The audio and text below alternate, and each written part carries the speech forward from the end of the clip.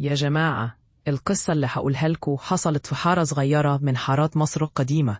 كانت حارة بسيطة وهادية، بس اللي حصل فيها ده غير أي حاجة تتخيلوها. كان في يوم من الأيام لما العيال كانوا قاعدين يلعبوا في الشارع، وفجأة سمعوا صوت غريب من فوق السقف.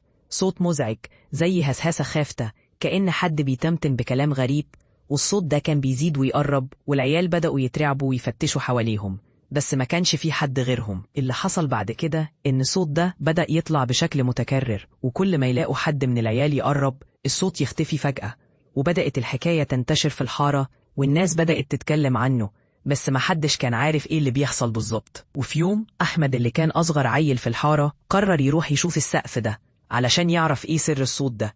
وفضل يتسلق السلم ويبص من الشباك، ولما بص شفته إيه؟ لقيت في أعلى السقف حاجة غريبة شكلها مش طبيعي. كانت زي ظل أسود متحرك بشكل غريب، ولما حاول يوصل ليها الصوت بدأ يعلى، وبدأت الأصوات تتكلم بصوت خافت لكن واضح، كأنها تهمس وقالت كلمات مش مفهومة. بس اللي يفرق معانا إن الصوت كان بيقول: احذروا، إحنا هنا مش هنسكت طويل. أحمد رجع بسرعة وعيط، وبدأ يحكي للعيال اللي كانت معاه، والناس في الحارة بدأوا يتجمعوا وقرروا إنهم يجيبوا حد من المشايخ. وفجأة لما بدأوا يسمعوا الصوت وبدأت الحالة تتكرر، الحيطان والبيوت بدأت تهتز والصوت بيزيد، وكأن حاجة شريرة بتسيطر على المكان. وفي ليلة الصبح بدأوا يشوفوا حاجات غريبة، حد بيظهر في الظلام، وعيون بتلمع، وأصوات بتقول كلمات مش مفهومة. وكل ده وهم قاعدين في البيت، لغاية لما حصل اللي ما كانش يتوقعه حد، إن السقف بدأ يتشق، وبدأ يظهر منه ظل أسود كبير كان شكله مرعب وبيتحرك بشكل مخيف، كأنه كائن من عالم تاني.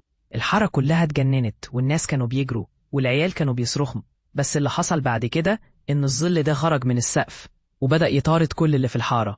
وفعلا اللي ما قدرش يهرب منه اتختفى فجأة، وكأنه ده حلم كابوسي. ومحدش فسر اللي حصل ده لحد دلوقتي، لكن اللي أكيد إن الصوت ده والظن ده كانوا إشارات لوجود حاجة شريرة، ومحدش تجرأ يقرب من المكان ده تاني. واللي حصل ده بقى ذكرى مخيفة في الحارة وسكن في قلوب الناس لحد النهاردة. الناس بتخاف ذكر الحكاية دي، بس اللي حصل ده علمنا إن وراء الجدران دي في حاجات إحنا ما ينفعش نعرفها ولا نقترب منها، لأنها يمكن تكون أقوى وأشر من اللي بنشوفه ونتخيله.